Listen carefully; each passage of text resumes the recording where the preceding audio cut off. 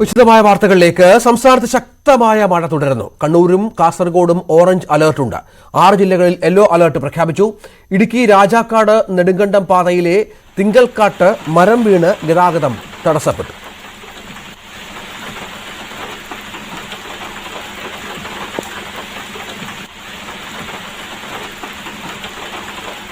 മണ്ണിടിച്ചിൽ സാഹചര്യം കണക്കിലെടുത്ത് മൂന്നാറിൽ ദുരിതാശ്വാസ ക്യാമ്പ് തുറന്നു.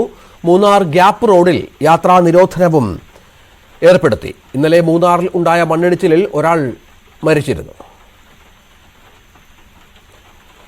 മലങ്കര, കല്ലാർകുട്ടി, പാബ്ല അണക്കെട്ടുകളുടെ ഷട്ടറുകൾ ഉയർത്തിയതിനാൽ മുതിരപ്പുഴ, പെരിയാർ, തൊടുപുഴയാർ തീരത്തുള്ളവർക്ക് ജാഗ്രതാ നിർദ്ദേശവും നൽകി. കോതമംഗലം ഇലവുംപറമ്പിൽ മണ്ണിടിഞ്ഞു വീണ് ഗതാഗതം തടസ്സപ്പെട്ടു.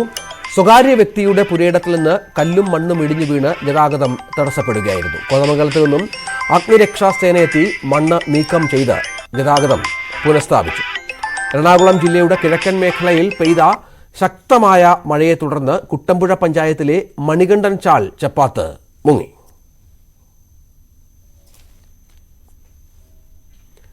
കോഴിക്കോട് ജില്ലയിൽ കുറ്റ്യാടി അടക്കമുള്ള മലയോര മേഖലകളിൽ ശക്തമായ മഴ തുടരുകയാണ് എന്നുള്ളതാണ് ഏറ്റവും പ്രധാനപ്പെട്ട കാര്യം. തൊട്ടിൽപ്പാലം പുഴയിൽ മലവെള്ളപ്പാച്ചിൽ അപകട ഭീഷണി ഉയർത്തുന്നുണ്ട്.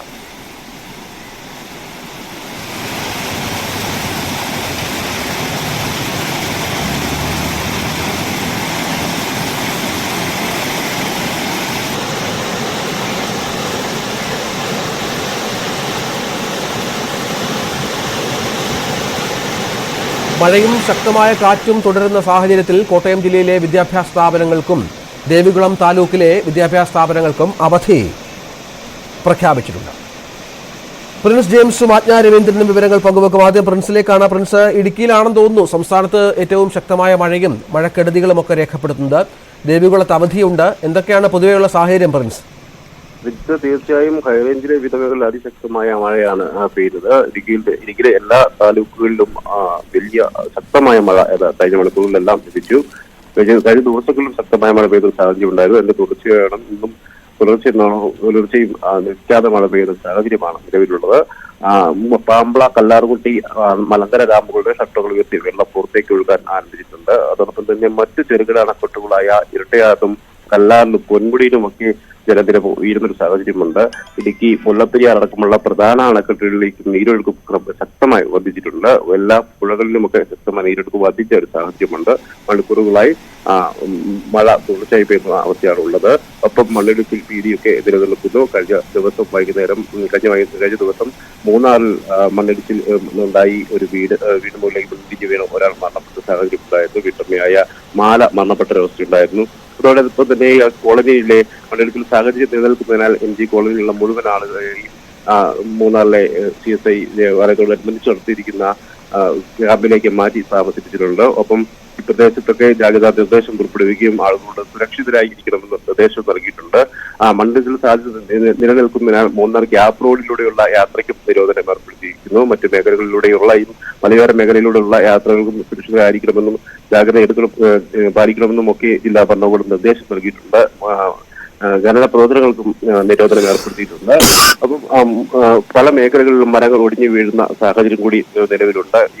ഏതാനും മണിക്കൂറുകൾക്ക് മുൻപ് നെടുങ്കണ്ടം രാജാക്കാട് പാതയിലെ മലയാളം തിങ്കൽക്കാടിന് സമീപം മരം ഒടിഞ്ഞു വീണ് ഗതാഗതം തടസ്സപ്പെട്ടിരുന്നു. പിന്നെ തുടർന്ന് നാട്ടുകാരും ഫയർഫോഴ്സും ഒക്കെ ചേർന്ന് മരം നീക്കം ചെയ്ത് ഗതാഗതം പുനഃസ്ഥാപിക്കാനുള്ള നടപടികൾ പുരോഗമിക്കുകയാണ്. ഒപ്പം കഴിഞ്ഞ രാത്രിയിലും ഒക്കെ വിവിധ മേഖലകളിൽ ഇങ്ങനെ മരം ഒടിഞ്ഞു വീണുള്ള തടസ്സം ഉണ്ടായിരിക്കുന്നു. അതോടൊപ്പം തന്നെ മണ്ണിടിച്ചിൽ സാധ്യത നിൽക്കുന്ന ഒരവസ്ഥയാണ് ഇടുക്കിയിലുള്ളത്. ഈ മൂന്നാർ ഗ്യാപ്പ് റോഡിൽ യാത്രാ നിരോധനമുണ്ട്. വിവിധയിടങ്ങളിൽ മരങ്ങൾ കടപുഴകി വീഴുന്നുണ്ട്. ഒപ്പം ദുരിതാശ്വാസ ക്യാമ്പ് തുറന്നിട്ടുണ്ട്. അങ്ങനെ അടിയന്തരമായ സാഹചര്യങ്ങൾ നേരിടാനായി എന്തൊക്കെ ക്രമീകരണങ്ങൾ ജില്ലാ ഭരണകൂടം ഇതിനകം ഏർപ്പെടുത്തി കഴിഞ്ഞു പ്രിൻസ്? തീർച്ചയായും ജില്ലയിൽ ഏറ്റവും അധികം കഴിഞ്ഞ മഴക്കാലങ്ങളിലെല്ലാം അതിശക്തമായ മണ്ണിടിച്ചിൽ ഉണ്ടായ ഒരു പ്രദേശമാണ് ഗ്യാപ്പ് റോഡ്. അതുകൊണ്ട് തന്നെയാണ് ഇപ്പോൾ മുൻകൂട്ടി തന്നെ ഗ്യാപ്പ് റോഡിലുള്ള യാത്രയ്ക്ക് നിരോധനം ഏർപ്പെടുത്തിയിരിക്കുന്നത്. കഴിഞ്ഞ വർഷങ്ങളിലെല്ലാം മണ്ണിടിച്ചിലും ഉരുൾപൊട്ടലും ഒക്കെ ഈ ഗ്യാപ്പ് റോഡ് മേഖലയിൽ ഉണ്ടാവുകയും മാസങ്ങളോളം ഗതാഗതം തടസ്സപ്പെടുകയും അതോടൊപ്പം തന്നെ ആളുകൾക്ക് ജീവഹാനി സംഭവിക്കുന്ന സാഹചര്യം ഒക്കെ ഉണ്ടായിരുന്നു. ആ ഒരു അവസ്ഥ കൂടി കഴിച്ചുകൊണ്ടാണ് ഇത്തരത്തിൽ മുൻകരുതൽ സ്വീകരിച്ചിരിക്കുന്നത്. അതോടൊപ്പം വിവിധ മേഖലകളിൽ ഈ മരങ്ങൾ ഒടിഞ്ഞു വീഴുള്ള അപകടങ്ങളുള്ള സാധ്യതയുണ്ട്. അതൊക്കെ രാത്രികാല യാത്രാ നിരോധനമൊക്കെ വിവിധ മേഖലകളിൽ ഏർപ്പെടുത്തിയിട്ടുണ്ട്. കഴിഞ്ഞ ദിവസം രാത്രിയിലും നിർദ്ദേശം നൽകുകയും ജാഗ്രത പാലിക്കണമെന്ന് നിർദ്ദേശം നൽകിയിരുന്നു. മൂന്നാറിൽ ഇപ്പോൾ നിലവിൽ മൂന്നാറിൽ മാത്രമാണ് ക്യാമ്പ് ആരംഭിച്ചിരിക്കുന്നത്. ആവശ്യമെങ്കിൽ മറ്റ് മേഖലകളിലൊക്കെ ക്യാമ്പുകൾ ആരംഭിക്കാനുള്ള നടപടികളൊക്കെ റവന്യൂ വിഭാഗം സ്വീകരിച്ചു വരുന്നുണ്ട്. നിർദ്ദേശങ്ങൾ നൽകിയിട്ടുണ്ട്. DRF സംഘം ജില്ലയിൽ ക്യാമ്പ് ചെയ്യുന്നുണ്ട്. അതോടൊപ്പം തന്നെ ഫയർഫോഴ്സും ശക്തമാണ്. അടിയന്തര സാഹചര്യങ്ങൾ ഉണ്ടായാൽ നേരിടാനുള്ള ഒരുക്കങ്ങൾ പൂർത്തീകരിച്ചിട്ടുണ്ടെന്നാണ് ജില്ലാ ഭരണകൂടം വ്യക്തമാക്കുന്നത്. ശരി, പ്രിൻസ് ജെയിംസ് ആണ് വിവരങ്ങൾ പങ്കുവച്ചത്. ഏതായാലും ഇടുക്കിയിൽ ശക്തമായ മഴ പെയ്യുന്നുണ്ട്. മലയോര മേഖലയിൽ മഴ പെയ്യുന്ന പശ്ചാത്തലമുണ്ട്. വിവിധ ഡാമുകൾ ഷട്ടറുകൾ തുറക്കുന്നു എന്ന പ്രധാനപ്പെട്ട വിവരവും ഇപ്പോൾ പുറത്തുവരുന്ന സാഹചര്യമുണ്ട്. ഏതായാലും ഇടുക്കിയിൽ ജാഗ്രതയുണ്ട്. ദുരിതാശ്വാസ ക്യാമ്പുകൾ തുറന്നിട്ടുണ്ട്. ഒപ്പം സ്കൂളുകൾക്ക് ദേവികുളം താലൂക്കിൽ പ്രൊഫഷണൽ കോളേജിൽ അടക്കമുള്ള വിദ്യാഭ്യാസ സ്ഥാപനങ്ങൾക്ക് അവധിയും പ്രഖ്യാപിച്ചു.